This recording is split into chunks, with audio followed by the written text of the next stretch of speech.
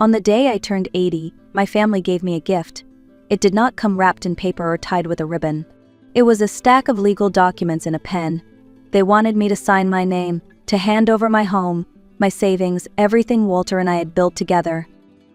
I looked at my only son, Jason, the boy I once held with trembling hands in a hospital room, and I said no. The smile vanished from his face. His voice hardened, sharp and cold. He called me confused, said I did not understand what was best for me, and when I still refused, he raised his hand. The sound of the slap echoed in the quiet study. My cheek burned, but my mind had never been clearer. They thought that strike had broken me. They were wrong. Because years ago, my husband Walter had planned for this moment. He had always seen the storm before I did, and all I had to do was make one phone call to a number they never even knew existed. That call did not just change everything, it ended them. There is a quiet dignity to a house that has seen a lifetime of memories. My home in Savannah breathes with history, each wall carrying echoes of laughter, love, and loss. The wooden floors still creak the same way they did when Jason took his first steps. The faint scent of Walter's roses lingers in the garden, the same ones he planted for our 40th anniversary. Every inch of this place holds a piece of our story. When I decided to host my 80th birthday, I wanted something simple, family laughter, nothing more. I paid for the catering, the 3-tiered cake, even the champagne they insisted on. It was my way of feeling surrounded by love again, of filling the house with warmth after so many quiet nights alone. But that afternoon, as sunlight filtered through the lace curtains, I noticed something unsettling. Jason and his wife Sloane stood apart from the others, whispering in the corner. Their eyes didn't carry affection or gratitude. They moved through my home like surveyors, studying each piece of furniture, every wall, as though planning renovations. I tried to push the feeling aside. I wanted to believe the day was still about celebration, but beneath the sound of clinking glasses and polite laughter, I could already hear the first tremor of something breaking. The moment came just after the candles were blown out. The guests clapped, the children laughed, and for a fleeting second, I thought maybe I had imagined the tension. But as the applause faded, Jason stepped forward with a leather folder in his hands instead of a gift. "Mom," he said, smiling too widely, "before things get too late, there's something important we should go over. Just a few papers we need you to look at." I hesitated, the chill in his tone cutting through the warmth of the room. "Jason, it's my birthday. Can't this wait until tomorrow?" Sloane slid beside him, her manicured hand resting on my arm. "Laura, please don't be difficult. Jason is only trying to make things easier for you. It's for your own good." That phrase again, the one they always used when they wanted to get their way. I followed them into Walter's old study, a room filled with his books and quiet wisdom. Jason placed the folder on the desk and opened it with the confidence of someone who believed victory was guaranteed. He spoke like a salesman. "This is just a simple power of attorney, Mom. It'll make managing your affairs easier, take some pressure off you." As he talked, I remembered the first time I let him help, giving him access to my bank account for emergencies. The next week, there were photos online of their Caribbean vacation. Another time, Sloane took Walter's watch for safekeeping. I looked at them now and realized none of it had been thoughtless. It had all been leading to this. They weren't helping me. They were finishing what they started.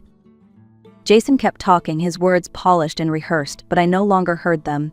My eyes were fixed on the stack of papers, the thick legal font, the signature line waiting for my name. I took a slow breath and asked one question. "Does this give you the power to sell the house?" For a moment the room froze. Then, in a glance shared between Jason and Sloane, I saw the answer. It was only a second, but it told me everything. Jason forced a smile. "Sell the house? Of course not. It's just to protect you, Mom. To keep everything safe and in the family." "In the family," I repeated softly. "My family. The same family that saw me as a burden to be managed, a vault to be opened." I pushed the folder back across the desk. "No," I said, simply and clearly. Jason's face twisted. "Mom, stop being ridiculous. We're not asking you, we're telling you. This is what's happening." "You have no right," I replied, keeping my voice steady. Sloane stepped closer, her tone sharp. "We take care of everything for you. You owe us this." "I owe you nothing," I said. Jason's control snapped. He grabbed my arm, pulling me toward the desk. "You're not walking away from me." I looked into his eyes, my son's eyes, and saw only greed. "Take your hand off me, Jason." He didn't. Instead, his hand came up. The slap landed hard, echoing through the study like a gunshot. For a long moment there was only silence. The room seemed to hold its breath. I did not cry. I did not speak. I simply stared at my son, the sting on my cheek burning into my memory like a brand. Then I turned and walked away. I climbed the stairs slowly, one hand on the banister Walter had built with his own hands. Each step felt heavier than the last, but inside me something solid was forming a cold, unshakable clarity. In my bedroom mirror, the reflection of an old woman stared back at me, the red mark across her cheek raw and vivid. But for the first time in years, I didn't see weakness. I saw truth. That mark was a gift, the proof of everything I had ignored for too long. I crossed the hall into Walter's study. His scent still lingered there: cedarwood, old paper, and the faintest trace of tobacco. It had always been his sanctuary, and now it would be mine. I ran my fingers along the carved edges of his heavy oak desk. Beneath the right side, my fingertips found a tiny ridge. I pressed gently, and with a soft click, a hidden drawer slid open. Inside was a single envelope sealed with wax and a small business card resting on top. In Walter's handwriting were the words, "For Laura if they ever turn." My breath caught. Walter had seen this coming. He always did. I broke the seal with steady hands. Inside was a short note and a name, Thomas Keaton. Below it, a phrase one recognized instantly: Redwood Protocol. The note ended with one instruction: he will ask for the name of our honeymoon ship. Answer it, and he will know it's time. The house was silent when I picked up the phone. My fingers didn't tremble as I dialed the number printed beneath Thomas Keaton's name. It rang only once before a calm, steady voice answered. "Keaton and Associates." "This is Laura Benton," I said quietly, "Walter Benton's widow." There was a pause, then the voice softened. "Miss Benton, I've been expecting your call. May I ask for verification? What was the name of the ship you took on your honeymoon?" "The Silver Horizon," I replied. "Very good," he said, his tone shifting into focus. "Then it's time. The Redwood Protocol will activate immediately." He spoke with precision, explaining each step. All discretionary accounts under Jason and Sloane's access would be frozen by morning. Their names removed from every authorization list. Control of the Benton Family Trust would transfer entirely to me, managed under his office for protection. "You don't need to speak with them again," Mr. Keaton said gently. "We'll handle the rest." I closed my eyes, exhaling a breath I didn't know I had been holding. The ache in my chest began to ease. For the first time that night, I felt safe. Walter had seen the storm long before I did, and now the fortress he built was holding strong. The next morning, sunlight streamed through the kitchen window, golden and warm, as if nothing had happened. But the silence in the house was different now. It wasn't lonely. It was peaceful. I made myself a cup of tea and waited. At 9:15, the first call came. Jason's voice crackled through the line, sharp and impatient. "Mom, something's wrong with the credit card. It was declined at the gas station. Did you forget to pay the bill again?" I took a slow sip of tea before answering. "I don't handle the bills anymore, Jason. You'll need to contact Mr. Thomas Keaton. He's managing everything now." There was a stunned pause. "Who?" he demanded. "What are you talking about?" "I've retained legal counsel," I said calmly. "He'll explain." Then I hung up. 2 hours later, my phone buzzed again. This time, it was Sloane messages pouring in one after another, filled with typos and half-finished sentences. Panic in digital form. I didn't respond. I didn't need to. Walter's plan was working perfectly. The Redwood Protocol wasn't just protection, it was separation. The trust would continue to pay for my home, my expenses, my life. But every account tied to Jason or Sloane was now sealed behind legal walls they could never breach. I stood by the window, watching the garden sway in the morning breeze. The war had ended, and the fortress was mine. By mid-afternoon, I heard the sound of tires screeching outside.